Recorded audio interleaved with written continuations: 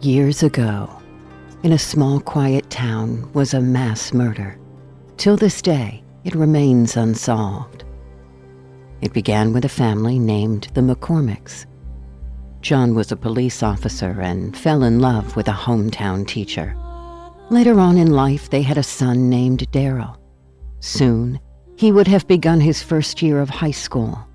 His family had lived in a deserted part of the town where not much happened.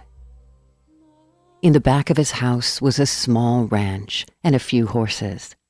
For a long time now, Daryl was suspicious of some strange noises that occurred at night. He would ask his parents, but they would insist it was part of his imagination, or that it was part of a dream he had had the night before. At about midnight, Daryl quietly climbed out of his bed and made his way into the living room. He looked around to make sure his parents were asleep. Slowly, taking a flashlight from under his shirt, he had his suspicions that someone else was in the house. His body was detecting this as well. However, this night, he didn't see anyone. This isn't the same feeling he had before. Ever since he was little, he had always had the uncanny ability to know when a stranger was in the house. This didn't happen with family members. But when someone outside his bloodline was next to him, Daryl would get unexpected nosebleeds, regardless of whether or not he was scared. At school, he had told his friends, and they all believed he was a witch.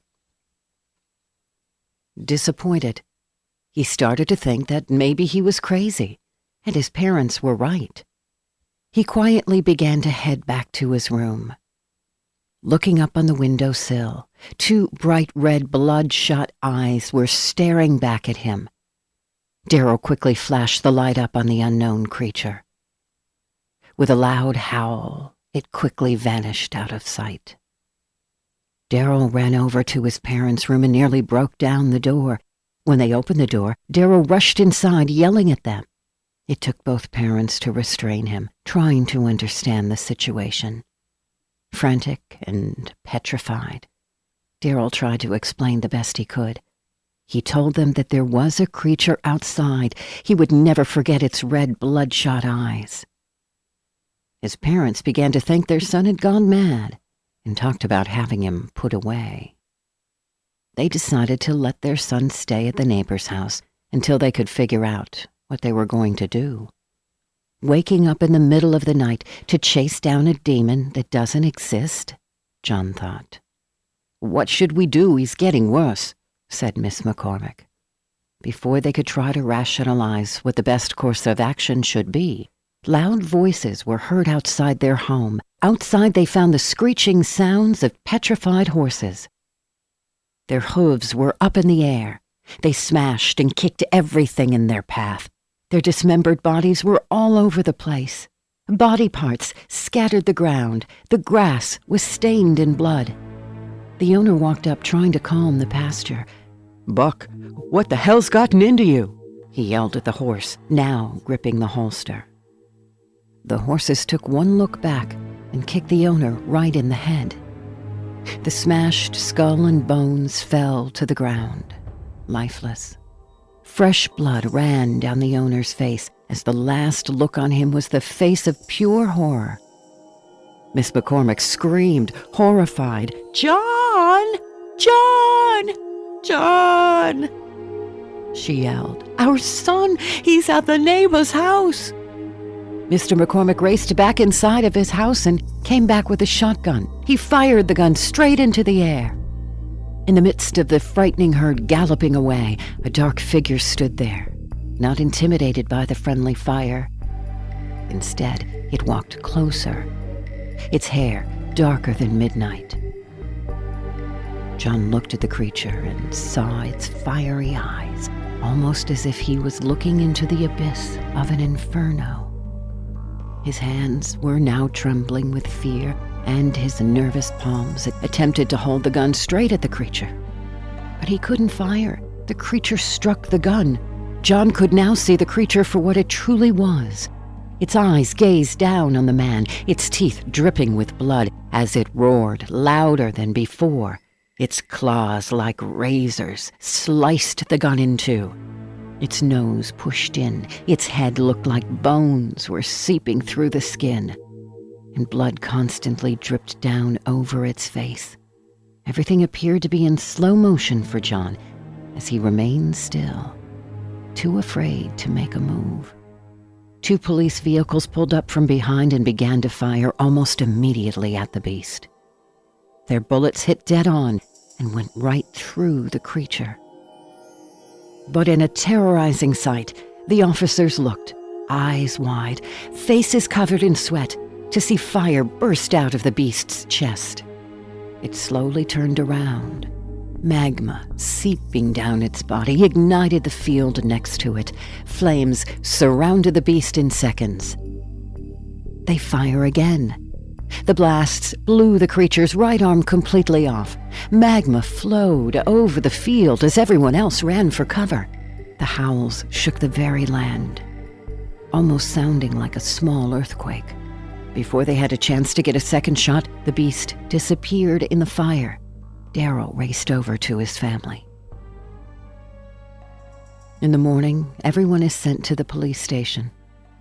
This is just standard procedure. We need to know what you guys were doing last night before the incident. It's our neighborhood. We live there. The real question is, what took you guys so long? What the hell was that thing? Miss McCormick demanded. Take it easy now, responded the officer. You know how it is in a town like this. There's no strangers around here. That's why people come to this town, because everyone knows everyone. Well, no one knows who or what it was we saw last night, responded John, as he walked over to comfort his wife. Just then, the 2 officers looked at one another and shook their heads uneasily. Actually, we do know of him. His name is Kyle. You see, when he was a little boy, his parents took him on a camping trip. While hunting for deer, Kyle's father shot him instead. He died moments later.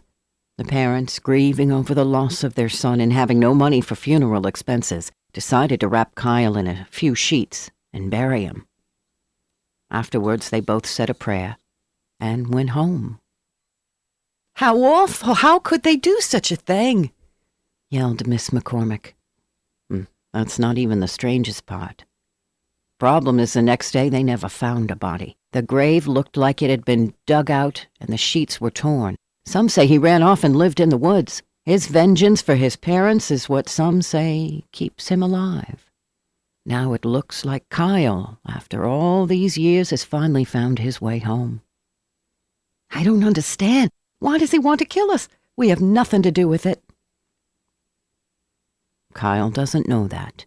All he knows is you're in his old house where he used to live.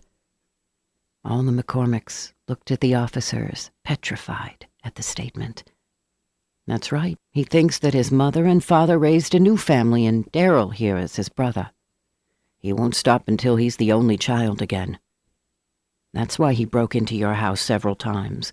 When you let Daryl stay the night at the neighbor's house, that's why all the animals were killed. Kyle was trying to get to him.